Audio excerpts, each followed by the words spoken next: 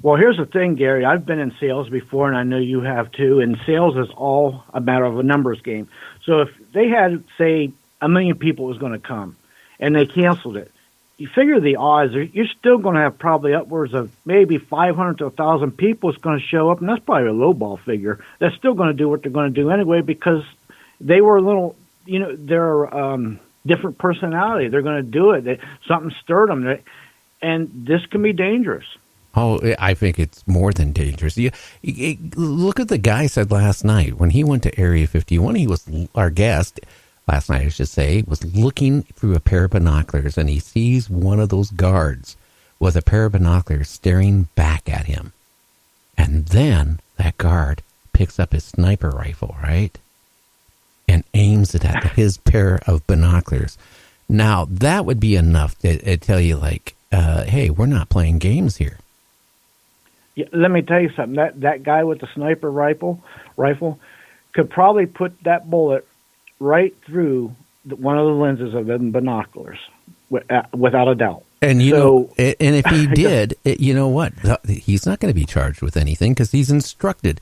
If anybody goes on to Area 51, they're instructed. It's up to them. They can use legal force. Right, because here's another aspect a lot of people don't... lethal force, I'm sorry. Absolutely, because here's an aspect a lot of people don't think about.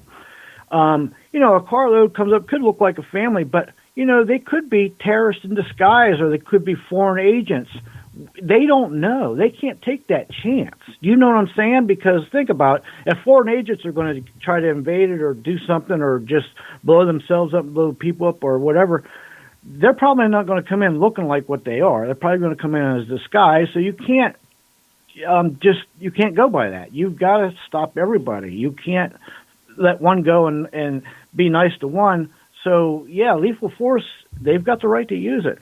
Yeah, I'm still thinking the time years ago I went up there. Like, I was stupid, and I went past that one mailbox on that one road.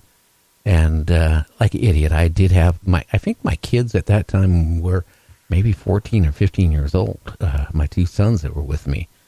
And I tell you, that was one of the dumbest things, because when I saw that vehicle come whipping through on that, gravel road coming the opposite direction of me, I knew they were coming for me really fast. And I mean, I shoved, I remember now the vehicle I had a, what's that Ford, God, it started with the A, that weird looking one. Anyway, I had a pickup truck. Avalanche. I had I went through a stage where I had like a couple avalanches. And I had an avalanche, and I shoved that sucker in reverse and like hit the pedal to the metal and went backwards as fast as I could on that, road there on the side of the bank. Till I got on the main road, and I turned and I just kept, the pedal down. I'm surprised the sheriff didn't get me. I'm surprised they didn't get me, but I got away with it. And I never ever to this day, when I went on it, I didn't know for sure if I was on Area 51 because there was no sign that says government property there. It was just a mailbox there on the side of the road, and and nothing said after that, hey, you're going on Area 51. They should have it posted. Exactly. When you tell me that, I can picture you like Jim Rockford, putting in reverse in Florida and then spinning around, hitting drive, getting out of there real fast. Hey, he was actually famous for that. It was called the Rockford something. He perfected that, where you could be going forward and shove it in reverse and do that 360. Yeah, we used to do that when we was teenagers out on dirt roads all the time. Jeez. Yeah, I actually got a sample of that with him when up in Seattle when he was up one time seeing my dad. Oh, you got a taste of the real Rockford. He used to race in the Indianapolis and all that stuff too. I mean, he was really into racing. And he was scary. I thought my dad was the world's worst driver. James was not like my dad. I mean, he just like drove fast. Yeah, believe me. My family, they all had souped up muscle cars in the early 70s, and I can remember being airborne going over a couple of railroad tracks sometimes in the back seat. And when I was a kid, we didn't have child seats and all that, or baby seats. We just kind of bounced around like ping pong balls. Oh, yeah. God. So anyway, Area 51, I don't know what's going on. As our president says, like NBC and all those things, that's all fake news. So who do you believe? Exactly. Who do you believe? I mean... Trust me, I'm telling you. Don't believe nobody. How do you pick and choose what's right, what's wrong, what's legit? Like, for example, just like I've got 3 different major sources saying that festival's canceled, but yet some people saying it's still on. I don't know. I do know that it was scheduled for the 20th, and today's the 12th. So, I guess we'll find out soon. Yeah, I heard Area 51 doesn't have no aliens in the basement anymore. That they now have a whole bunch of Democrats in these tubes. No, that is. Okay, that was a bad joke. I don't know if it was bad, but it was a joke anyway. It was a joke, I'm gonna take your word for it on that one. only the Congress Democrats, the congressmen there, and maybe a few Congress ladies. They got a couple empty jars for them too. Oh, they keep them in jars, not a big vat. Well, it's a big, there's a big, 6'5" jar. Oh, wait a minute. Now that's pretty specific. You've been there and measured those jars, haven't you? Only in my dreams. Okay, just checking. Oh my goodness. So, what new do you got about 51 today? Enlighten us. Nothing other than what Penny said. And then I've been hearing other people saying that they really fortified it here in the last couple weeks. So, I mean, again, they got that laser barbed wire strung around everywhere. They got snipers everywhere now. They got all kind of weapons to intimidate you when you go there. So, I mean, they're trying to show that, hey, we mean business. And the Air Force announced here just a few days ago that they are telling people don't step on the property because we will defend it, and we do mean business. Yeah. I do got a little some tidbits I didn't know if you may know or listeners may know about the alleged crash there in 47. If you'd like to hear some. The what now? Some little tidbits information about the crash in 47. Where at? In Roswell. Okay. Nevada. Okay. Well, you didn't say that, did you? You kind of let it run on like you were talking about Area 51. And I'm going, hey, Area 51 wasn't there in 47. So, yeah, okay. Now we're talking about Roswell, right? Yeah, I was trying to tease you a little bit. But anyway, Lieutenant Walter Hout, I believe it's pronounced, he was the public information officer at the RWAF, and the man who circulated the initial press release about the incident. Now, he wrote a notarized affidavit in December of 2002 and authorized it for release after his death. Now, after he died in 2005, the document was published. And here's what it said. On July 8, 1947, he attended a staff meeting. Colonel William H. Blanchard, commanding officer of the 509th Bomb Group at RWAF, and Brigadier General Roger Ramey, I know you know that name, were present. The discussion was about extensive debris in the field in Lincoln County and another site. Now, samples of these debris were presented. It was unlike any other material. Of course, we know it foiled up like aluminum foil and had memory metal. Now, Blanchard dictated in a press release about the wreckage from a flying saucer, which generated global publicity and phone calls and all that. Now, the colonel told Hout to go home, but before he left, Blanchard took him to Building 84 that was heavily secured.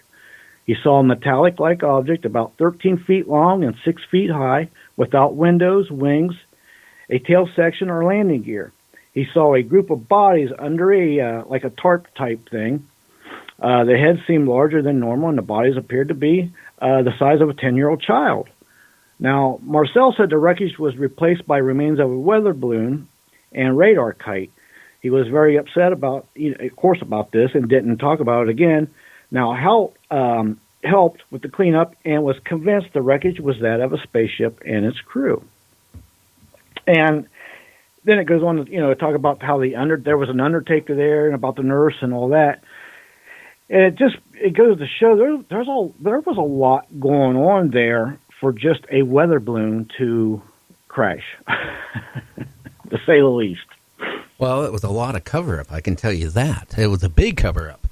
And could you imagine that he's not the only one? It left, little stories, that were true and to be released upon their death. There were several other ones also that, swear up and down, yes, that Roswell was a crash site of UFOs. The person, I can't remember the name right now, that even had a sample of that metal, at his house. And, was showing, certain people that you could crumple this thing up and it would go right back to the original shape. Yeah. It makes you wonder, how the government operates, because it wasn't just the nurse, it wasn't the undertaker, it was the fire chief, the fire department, the local, head cop. There was a lot of people that seen it. And how can you sit there and other than intimidate people and saying, if you tell anybody that, they were aliens and you saw the bodies and you saw the spacecraft, something's going to happen to you and your family. That's the type of thing that was going on. Right. And, it's funny you mentioned it because there's a couple other reports I'd read about what you're saying there about how they threatened families, how not to talk, keep your mouth shut.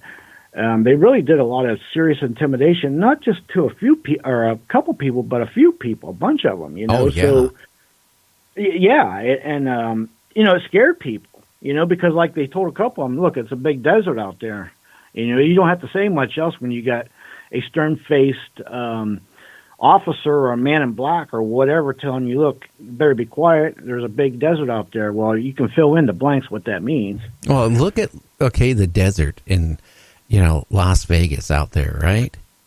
Do you know how many cemeteries full of corpses are planted in that desert? Oh, jeez. I tell you what, wow. Yeah. And that's just, think about the history of all the Native American wars between themselves and the soldiers right on up to the present day with gangsters and all kind of stuff. And then throw in the military. So, yeah, there's a lot of bodies out there, I would say, for sure. Well, I was talking about the mafia at one point. If you did anything wrong in a casino or did something or tried to pull a scam, they had a cure for that. They take you out, and if they liked you enough, they let you dig your own hole. If they didn't, they just dug the hole or had one already pre-dug and just dropped you in it. Yeah. And then you think about that. I mean, if somebody came up to my house, okay, and said, hey, you didn't see an alien body, you didn't see a UFO, and if you tell anybody you actually did, we're going to take you out 10 miles and you're gone. No one's going to know what happened to you, your whole family. Right. They'll just think, hey, they went for a drive someday and they didn't come back. Maybe they ran off a ravine somewhere in the middle of nowhere. We don't know. Maybe somebody hijacked them and took them to Mexico. We just don't know. Yeah, but put it this way, if you had people in black or military, coming into you, and saying that to you, you're going to take it very seriously because it is a matter of national security. So the national security comes before me or you or any other citizen. You know that. Oh, yeah. Plus, not only that, they've got the attitude, we'll sacrifice a few for the greater good for the masses anyway. So, yeah. Oh, yeah. Right. Hey, we got to go on break. We're going to be back in 2 minutes. You're listening to Night Dreams Talk Radio. This is Gary and with James. And at the top of the hour, we're going to have Preston Dennett on. So stay tuned.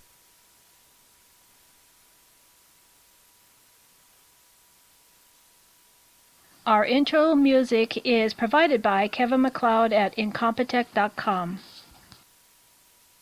If you would like to hear Night Dreams Talk Radio on your local radio station, let them know. Tell them to check out www.nightdreamstalkradio.com. And thank you